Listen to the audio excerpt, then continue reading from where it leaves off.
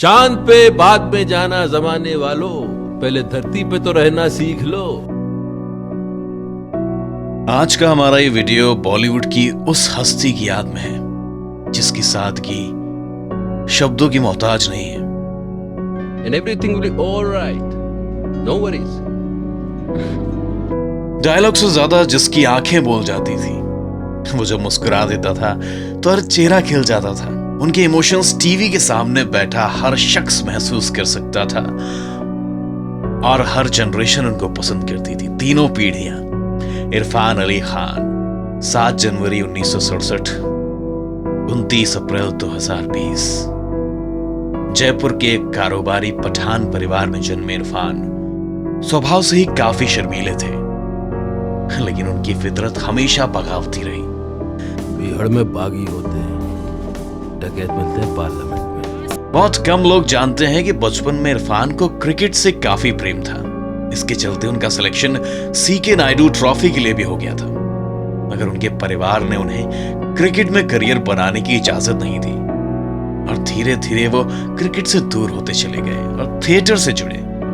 इरफान खान ने अपने acting career की शुरुआत जयपुर के ही रविंद्र मंच से की थी, जहां सबसे पहले उन्होंने जलते बदन नाम के एक प्ले में अभिनय किया था। फिर एक स्कॉलरशिप की मदद से उन्हें दिल्ली में नेशनल स्कूल ऑफ ड्रामा में दाखिला मिला। फिर उन्होंने मुंबई की तरफ अपना रुख किया।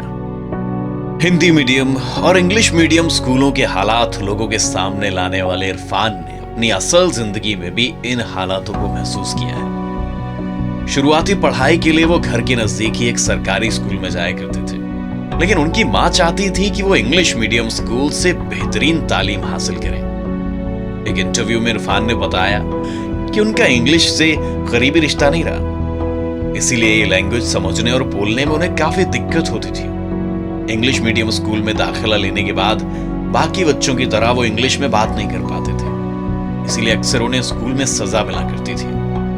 इंडस्ट्री में एंट्री लेने के बाद इरफान चाणक्य, भारत एक खोज, बनेगी अपनी बात और चंद्रकांता जैसे कई टीवी शोज में नजर आए और फिर 1988 में फिल्म सलाम बॉम्बे में उन्हें बड़े पर्दे पर कदम रखने का मौका मिला। हालांकि उनकी टैलेंट को असली पहचान मिली साल 2003 में आई फिल्म मकबूल से। इरफान खान का कहना था कि उनके करियर में उनके लिए सबसे बड़ी चुनौती उनका चेहरा ही था, क्योंकि लोगों को उनका चेहरा विलेन की तरह लगता था।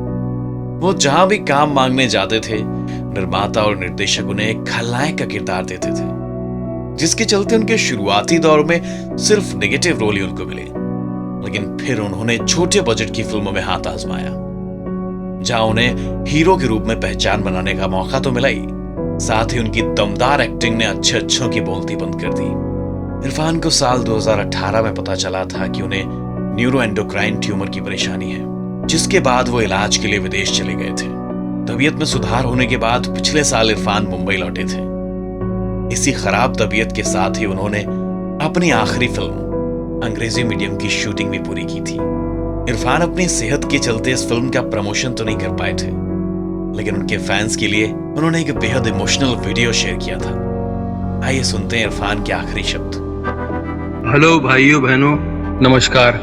मैं इरफान, मैं आज आपके साथ हूं भी और नहीं भी। खैर, ये फिल्म अंग्रेजी मीडियम मेरे लिए बहुत खास है। सच यकीन मानिए, मेरी दिली ख्वाहिश थी कि इस फिल्म को उतने ही प्यार से प्रमोट करूं जितने प्यार से हम लोगों ने बनाया है, लेकिन मेरे शरीर के अंदर कुछ अनवांटेड मेहमान बैठे हुए हैं, उनसे वार्तालाप चल रहा है। देखते हैं किस करवट उठ बैठता है। जैसा भी होगा आपको इत्तला कर दी जाएगी।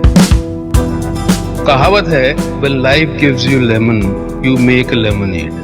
बोलने में अच्छा लगता है, पर सच में जब जिंदगी आपके हाथ में नींबू थमाती है ना, तो शिकंजी बनाना बहुत मुश्किल हो जाता है। लेकिन आपके पास और चॉइस भी क्या है पॉजिटिव रहने के अलावा। इन हालात में नींबू की शिकंजी बना पाते हैं कि नहीं बना पाते हैं, ये आप पर है। और हम सब ने इस फिल्म को उसी पॉजिटिविटी के साथ बनाया है, और मुझे उम्मीद है कि ये फिल्म आपको सिखाएगी, हंसाएगी, रुलाएगी, फिर हंसाएगी शायद। Enjoy the trailer and be kind to each other and watch the film. And yes, wait for me.